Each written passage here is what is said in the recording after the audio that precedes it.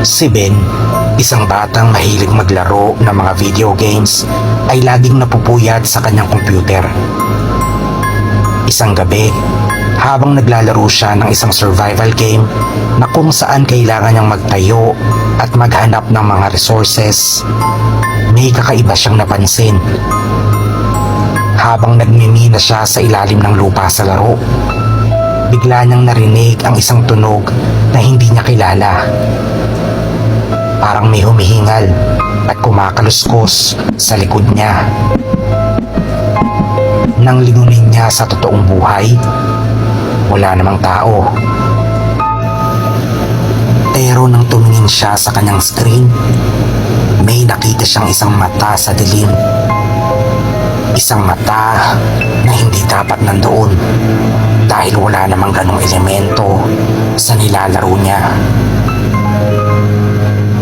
Nanginginig, sinubukan niyang patayin ang ilaw sa laro gamit ang kanyang torch.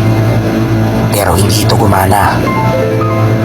Ang mata ay nananatili, nakatingin lang sa kanya. Biglang nag-crash ang laro at nag-black screen ang kanyang monitor. Akala niya ay nagloko lang ang computer. Ngunit nang i-restart niya ito, bumalik siya sa parehong lugar, sa ilalim ng lupa, kasama ang mata. Nang subukan niyang mag-log out, hindi siya makaalis.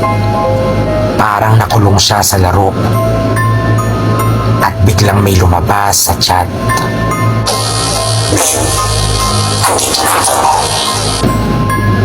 Nawala ang internet connection niya, pero ang laro ay patuloy na tumatakbo. Nang tumingin siya sa likod niya sa totoong buhay, may nakita siyang isang anino na parang nagmula mismo sa screen. At bago pa man siya makasigaw, naglaho ang lahat ng liwanag. Kinabukasan, natagpuan ng computer ni Ben na bukas pa rin.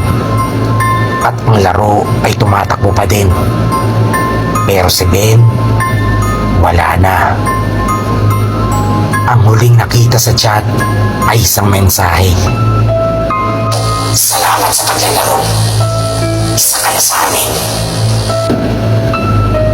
At tuwing gabi, kapag may naglalaro ng survival game sa computer na yon, may nakikita silang isang bagong karakter na kamukhang kamukha ni Ben, na nakatingin lang sa kanila mula sa dilim.